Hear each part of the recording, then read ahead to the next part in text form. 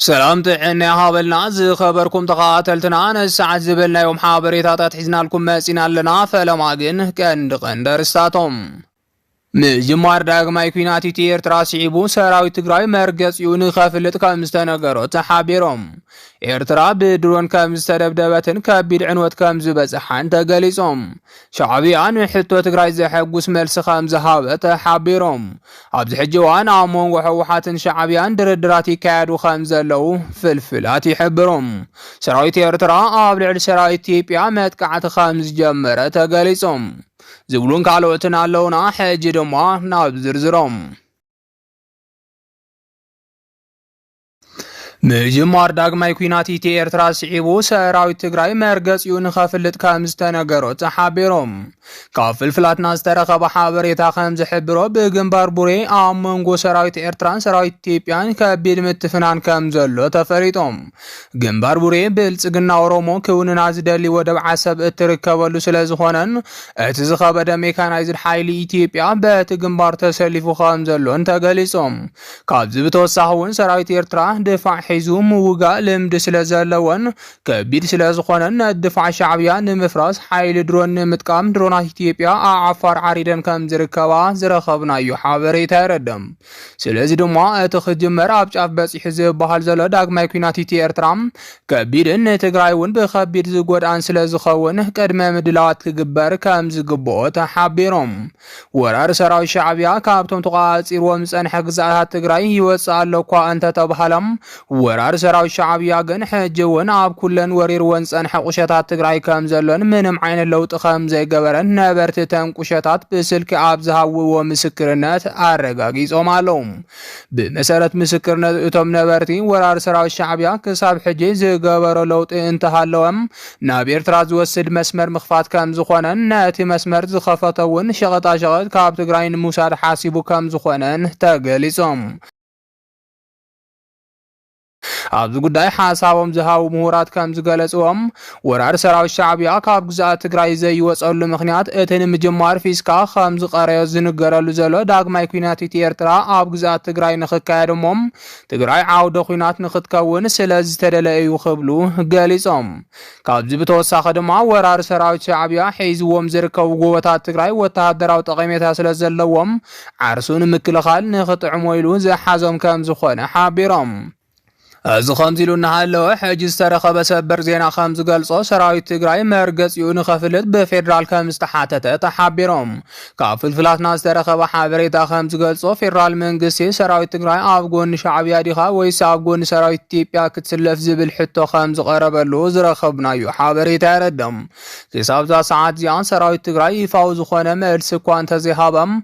بتحجز لعنفت صمدو مردا خمس كالجن سراوي تقراي أبغون شعبيا كسلف خمس خالك متعث الناوس وخمس ركبو تفليتهم ኤርትራ ብድሮን ከም ዝተደብደበትን ከቢድ ዕንወት ከም ዝበጽሓን ተሓቢሮም ብውልቀ መላኺ ኢሳያስ አፈወርቂ እትምራሕ ኤርትራ ኣብ ጎረባብታ ንዝርከቡ ሓይልታት እናደገፈት ንዓመታት ኣብ ጦርነት ከም ዝጸንሐት ይፍለጥ እዚ ብዘይ ጦርነት ክነብር ዘይኽእል ወራር ሰራዊት ሻዕቢያ ሕጂ ድማ ንትግራይ ኣብ ጎኒ ከለኹ እናበለ ኣብ ልዕሊ ፌደራል መንግስቲ ጦርነት ክጅመር ክሰርሕ ከም ዝጸንሐ እናተጸብጸበ ጸኒሖም ብኣብይ ኣሕመድ ዝምራሕ ስርዓት ብልጽግና እውን ኤርትራ ንምድኻም حجزني يوم الزبالهم حيلتاتن هاجراتن سمعنات النافذ ما يركب كابتومنا أبي أحمد فتوتنا أصوات حجز زلاد ما حورات عربي إمريس كان زخانات زرخبنا يحابريت على الدم حبرات عربي إمريس صاب جنوسايدا وخينات تجرين أبي أحمد زمن أو درونات بمغرب حزب تجرين زباس حزر مصنات حتى تتكام زخاناتن أب عالم لخبيت فردون كحتى كام زجبان مهورات حجي ناموجت يركبهم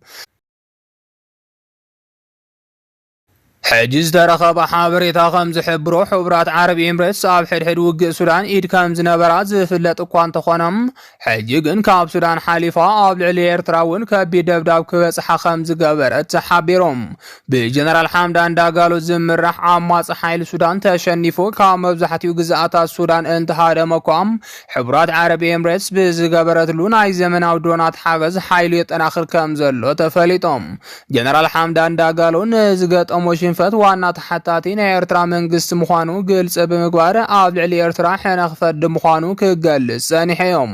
ሕጂ ዝተረኸበ ሰበር ዜና ከም ዝሕብሮም ሓይሊ ባሕሪ ኤርትራ ብድሮናት ጀነራል ሓምዳን ዳገሎ ከም ዝዓነወ ተፈሊጦም። እቲ ጥቃት ኣብ ልዕሊ መደበር ሓይሊ ባሕሪ ኤርትራን መራኽብ ኤርትራን ዝተፈጸመ ከቢድ ዕንወት ዘብጽሐ ጥቃት ከም ዝኾነ ብምስሊ ዝተሓገዘ ሓበሬታ ይረድም። ብጀነራል መሐመድ ሓምዳን ዳጋሎ ዝውነን ማዕኸን ዜና ኣብ ዘውፅኦ ጸብጻብ ሎሚ ሓይሊ ባሕሪ ሻዕብያ ምስ መራኽብ ኣልቡርሃን ሓዊስና ኣብ ቀይሕ ባሕሪ ኣጥሒልናየን ኣለና ድሕሪ ምባል ቀጻሊ ዕላምኦም ድማ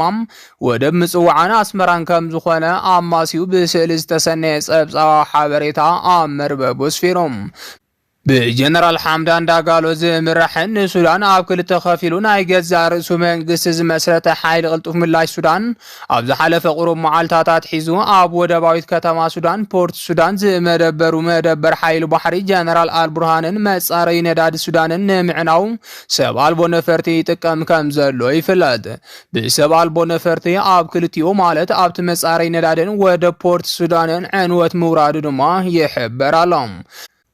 ሓይሉ ባሕሪ ኤርትራ ንፖርት ሱዳን ክንከላኸለላ ኢና ንጀነራል ኣልቡርሃን እውን ከነድሕነ ኢና ብምባል ካብ ትማሊ ጀሚሮም ናብ ገማገም ባሕሪ ሱዳን ገጾም ይንቀሳቐሱ ከም ዘለዉ ምስ ተፈልጠም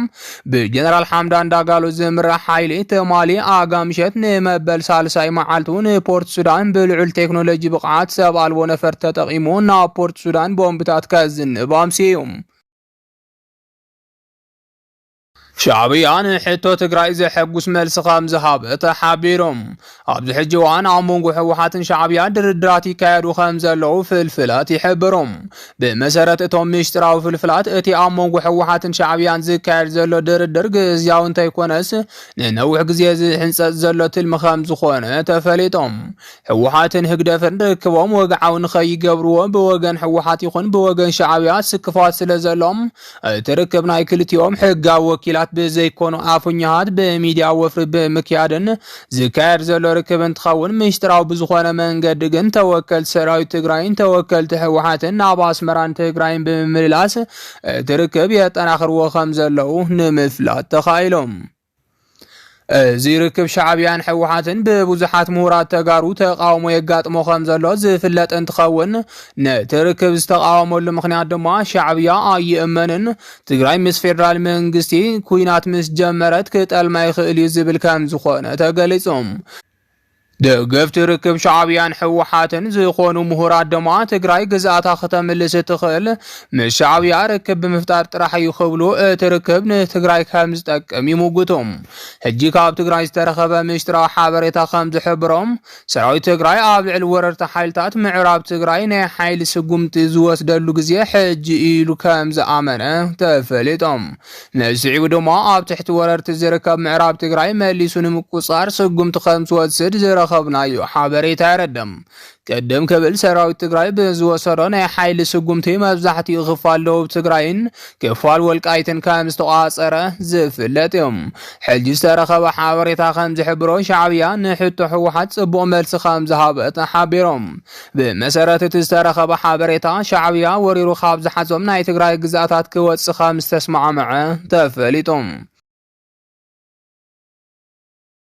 ሰራዊት ኤርትራ ኣብ ልዕሊ ሰራዊት ኢትዮጵያ መጥቃዕቲ ከም ዝጀመረ ተሓቢሮም። ውልቀ መላኺ ኢሳያስ ኣፈወርቅን ኣብይ ኣሕመድን ኣብ ልዕሊ ህዝቢ ትግራይ ጀኖሳይድ እኳ እንተፈጸሞም ክሳብ ሕጂ ኣብ ዓለም ለኻዊ ቤት ፍርዲ ዝጥይቖም ኣካል ከም ዘይተረኸበ ዝፍለጥ እዮም። ብኣንጻሩ ድማ ኣብይ ኣሕመድ መራሕቲ ትግራይ ገበን ኩናት ፈጺሞም እዮም ብዝብል ክሲ ክምስርተሎም ከም ዝተገበረ ተፈሊጡሎም። ኣብቲ ክሲ ዶክተር ደብረጽዮን መንጀሪኖ፣ ጌታቸው ረዳ፣ ጌታቸው ኣሰፋን መብዛሕትኦም መራሕቲ ሰራዊት ትግራይን ከም ዝተኸሰሱም ተገሊጾም። ብመሰረት ካብቲ ክሲ ዝተረኸበ ሓበሬታ እዞም ሰበስልጣናት ትግራይ ኣብ እዋን ደማዊ ኩናት ትግራይ ኣብ ማሕደርቲ ግዝያዊ ምምሕዳር ትግራይ ኣብ ልዕሊ ዝነበሩ ሰበስልጣናት ናይ ቅንፀላ ገበን ፈጺምኩም ኢኹም ብዝብል ከም ዝተኸሰሱ ተፈሊጦም። بمسارت آب تخصص له حابريتا زيجابن زتفصمه مولو نقا تግራይ ኣብ ዘመሓድረሉ ዝነበረ እዋን ከም ዝኾነ ተፈሊጦም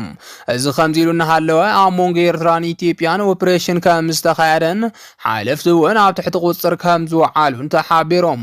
ካብ ፍልፍላትና ዝተረኸበ ሓበሬታ ከም ዝገልጾ እግረኛን ሜካናይዝድ ሓይልን ኢትዮጵያ ብግንባር ቡሬ ናብ ዓሰብ ተጸጊዑ ከም ዘሎ ክጽብጽብ ጸኒሖም ነሲዕ ድማ ውልቀ መላኺ ኢሳያስ አፈወርቂ ኣለዋን ዝበለን ክፍለ ጦራት ብግንባር ቡሬ ድፋዕ ሒዘን ክጽበያ ኳን ተጸናሐም ሕጂ ግን ዳሃሰሳት ዝወጻ ሓይልታት ሰራዊት ኢትዮጵያ ዓፊነን ብምውሳድ ኣብ ልዕሊ ሰራዊት ብልጽግና ናይ መጀመርያ ወተሃደራዊ ስጉምቲ ከም ዝወሰደ ዝረኸብናዮ ሓበሬታ የረዳም ብጀነራል ሓሊባይ እትምራሕ ክፍለ ጦር ኤርትራ ካብ ሃገራዊ ድሕነት ኤርትራ ብዝረኸበቶ ምስጢራዊ ሓበሬታም ተጠቒሞም ንዳሃሰሳት ዝተዋፈረ ሓይልታት ሰራዊት ኢትዮጵያ ኣብ ትሕቲ ቁጽር ከም ዝወዓለን ተገሊጾም نزي شعيب دما أبي أحمد جنرالات وأكيبو أبي علي إرتران عاصفة سجومت نخوسر تزاز كم زم حلالفة تفليتهم زي خبركم تخاطلتنا عن الساعة زبلنا يوم حاضر إذا نازي يوم يمسلون يرم نمكت تعلكم قبل بنا مسجن